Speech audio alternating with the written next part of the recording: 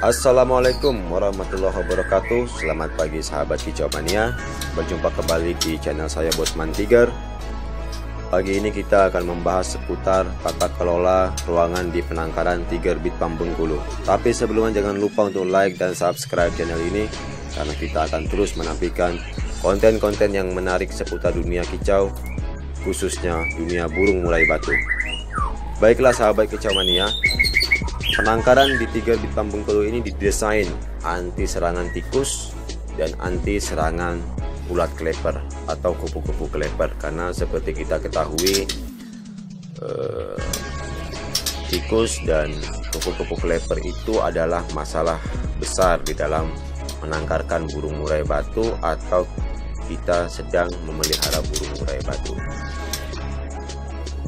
Serangan tikus kadang berdampak sangat negatif sahabat kicau mania, karena bisa membuat indukan murai batu mati dan stres. Jadi untuk menangkar burung murai batu kita harus sebisa mungkin meminimalisir hal ini terjadi, baru burung murai batu akan mau berproduksi. Jadi desain tangkaran di Tiger Bitpam Bengkulu ini seperti kita ketahui, desainnya sangat-sangat terlindung dari serangan tikus dengan cara memastikan tidak ada bagian-bagian dari tangkaran ini yang terdapat lubang-lubang, sehingga tikus dari luar tidak dapat masuk ke dalam tangkaran ini sahabat kicau mania. Selain itu pada bagian ini, pada bagian dinding juga terdapat saluran-saluran udara. Kita lihat sahabat kicau mania, ada saluran udara di bagian dinding, sehingga udara dari luar tetap bisa masuk ke dalam dan burung di dalam tetap merasa nyaman. Itu tujuannya. Tapi jangan khawatir sahabat kicau mania, walaupun ada saluran-saluran udara ini, kandang ini masih tetap terlindung dari serangan tikus. Kenapa? Karena di bagian luar dari kandang ini dilapisi dengan kawat ram. Selain itu, setelah kawat ram juga dilapisi dengan waring. Tujuannya apa saya melapisi dengan waring? Tujuannya agar kupu-kupu kleper dari luar tidak dapat masuk ke dalam tangkaran. Nah, seperti itu sahabat kicau mania. Kita harus mendesainnya sebaik mungkin.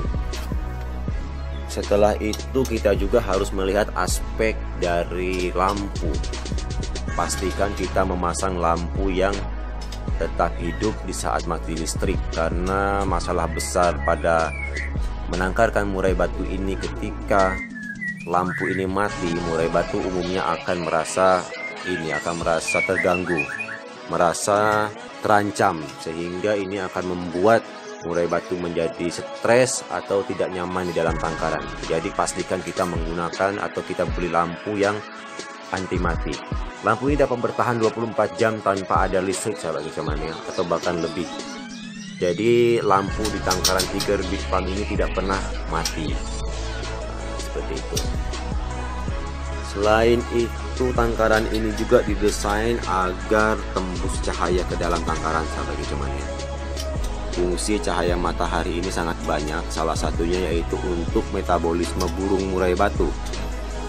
Jadi dengan adanya cahaya ini, burung-burung di dalam tangkaran tetap merasa nyaman dan tetap bisa bisa berjemur.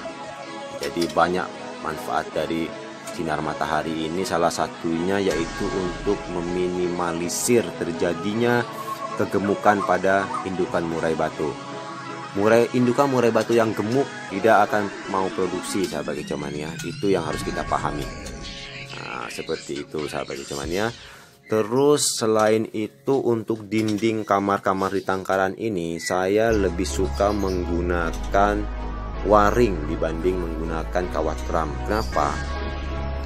Karena di saat kita menggunakan waring ini sahabat kicau mania, maka tingkat keamanan dari burung di dalam atau indukan ini lebih tinggi dari menggunakan kawat ram. Kenapa? Karena saya menggunakan ini, karena saya berani menggunakan waring ini sebab saya sudah pastikan bahwa tikus dari luar itu tidak dapat masuk.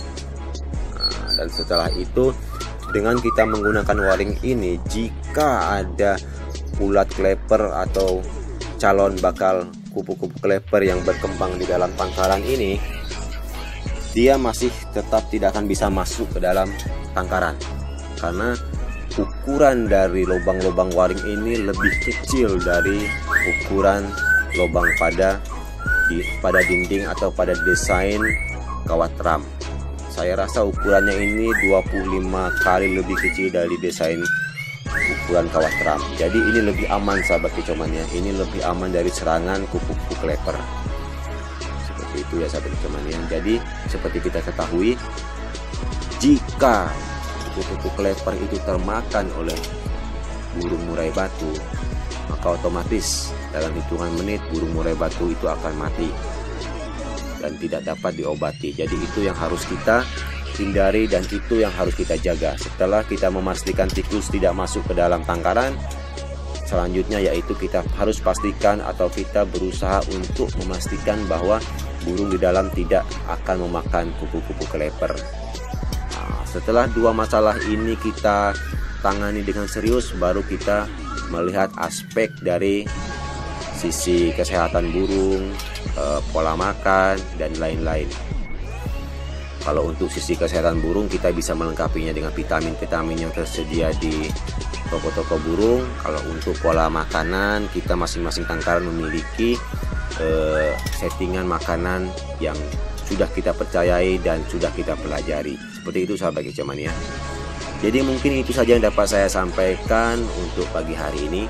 Jika ada segala pertanyaan, silahkan letakkan di kolom komentar, maka saya akan berusaha untuk membalas setiap permasalahan atau pertanyaan dari sahabat kicauannya. Salam kicauannya, jangan lupa untuk like dan subscribe channel ini. Berjumpa kembali di konten-konten selanjutnya. Selamat pagi dan assalamualaikum.